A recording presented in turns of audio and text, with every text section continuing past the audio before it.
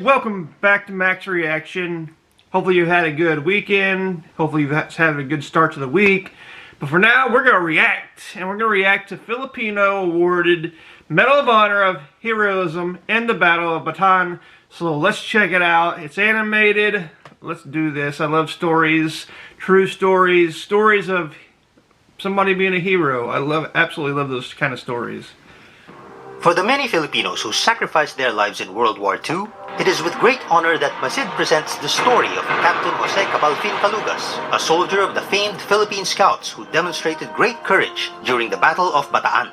Jose Cabalfin Calugas was born on December 29, 1907 in Barrio Tagsing, Leon, Iloilo, Philippines. The eldest of three siblings, his mother died when he was 12 and later had to quit high school to work and earn a living for the family.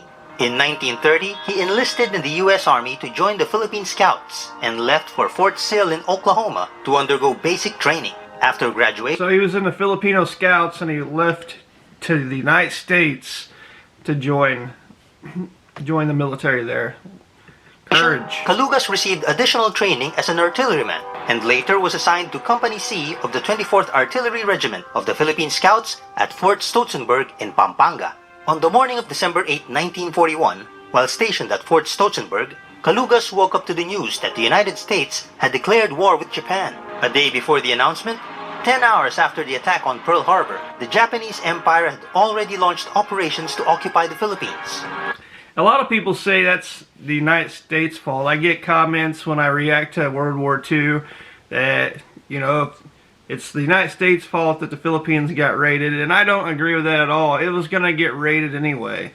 The Philippines is located in a strategic part of, the Asian Sea. I call it the Asian Sea, not the China Sea or whatever.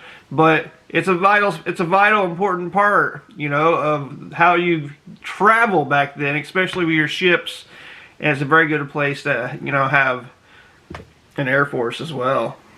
Invasion forces landed in Lingayen Gulf in the north and Lamon Bay in the south, tactical entry points where the Imperial Army would storm through Luzon and eventually surround and capture Manila. Calugas, now Sergeant of Battery B of the 1st Battalion of the Philippine Scouts 88th Field Artillery Regiment, was immediately deployed along with his unit to Bataan. After the fall of Manila on January 2, 1942, the 1st Battalion moved to Layak Junction to join the Philippine Scouts 23rd Field Artillery Battalion and the United States 31st Infantry Regiment to cover a portion of the withdrawal operations of the U.S. Armed Forces in the Far East and to strengthen its northern line of defense against the attacking Japanese. On January 16, while working as a mess sergeant in a field kitchen near the village of Kulis, Sergeant Calugas noticed that one of their unit's 75mm 1917 field guns in Layak Junction was no longer operational. Without hesitation and orders, he ran more than 900 meters across an open field under heavy fire to find out what happened to the unmanned gun. The sergeant discovered the gun separated from its emplacement and its crew killed. Sergeant Calugas gathered a squad of volunteers to help him lift the gun back to position. He fixed the jammed field gun back into action and aimed it straight at the incoming enemy. Approaching Kulo River were Japanese tanks and armored cars equipped with machine guns and light artillery guns. Sergeant Calugas fired at the incoming armored vehicles and hit one of the tanks. After a quick reload, he pulled the trigger once more and hit another tank.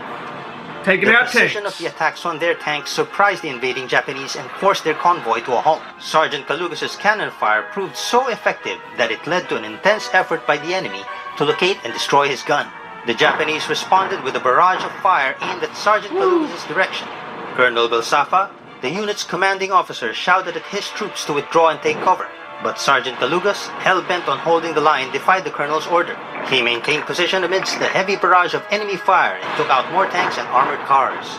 This outstanding display of bravery and marksmanship by Sergeant Calugas amazed Colonel Belsafa.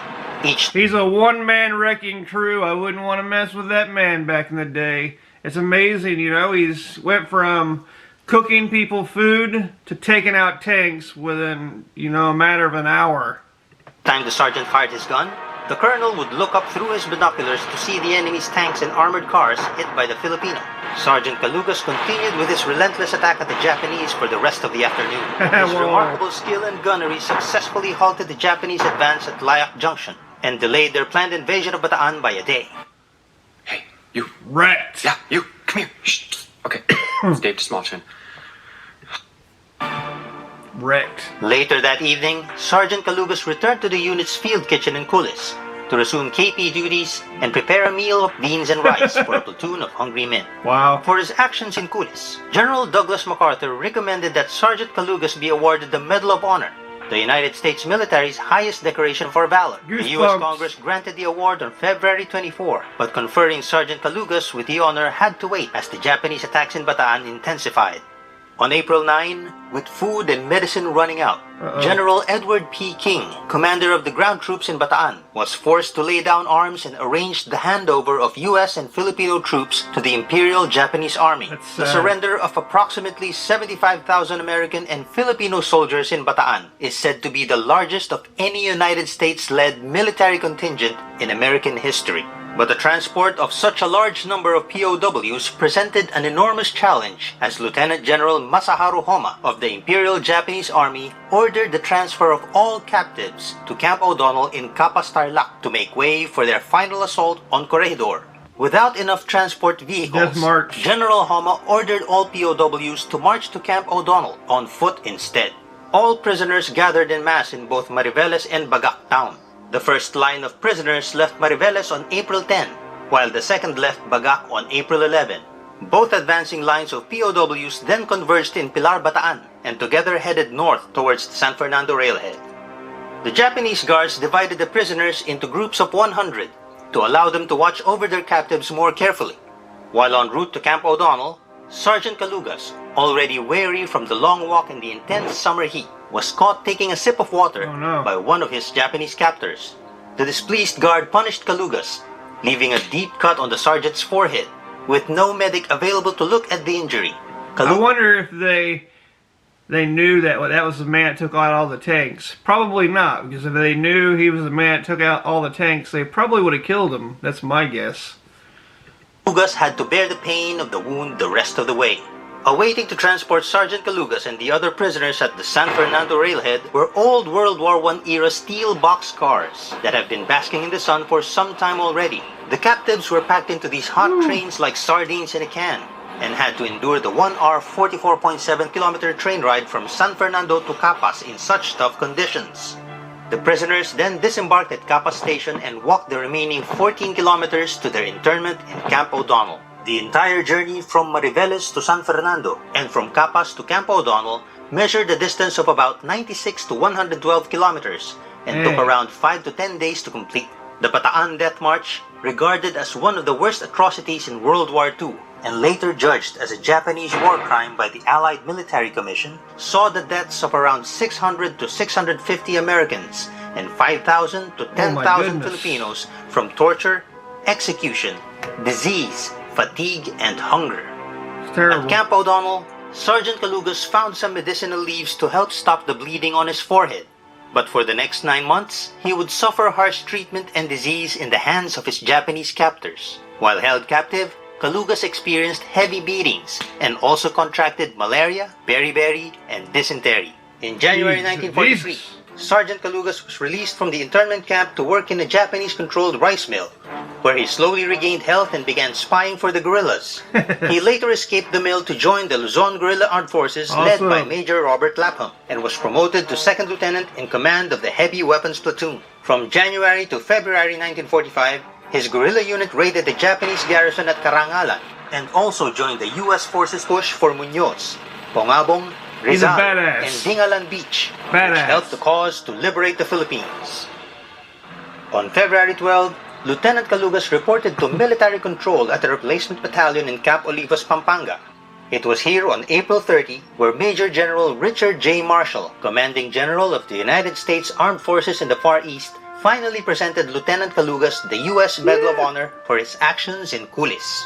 A fitting end for the brave Filipino who survived the war to witness the liberation of the Philippines and the Allied victory over Japan in the Pacific. Following the ceremony, the United States offered Lieutenant Calugas citizenship and the commission in the United States Army. Lieutenant Calugas accepted the offer and was reinstated with the rank of second lieutenant. Awesome. Calugas continued to serve in the United States Army until his retirement in 1957, reaching the rank of captain. He then earned a degree in business administration and began a career with the Boeing Corporation. During his later years, he was involved in several veterans groups within the Seattle and Tacoma areas. I love this man. Captain Jose Cabalfin Calugas died in 1998 and was laid to rest at the Mountain View Cemetery in Tacoma, Washington.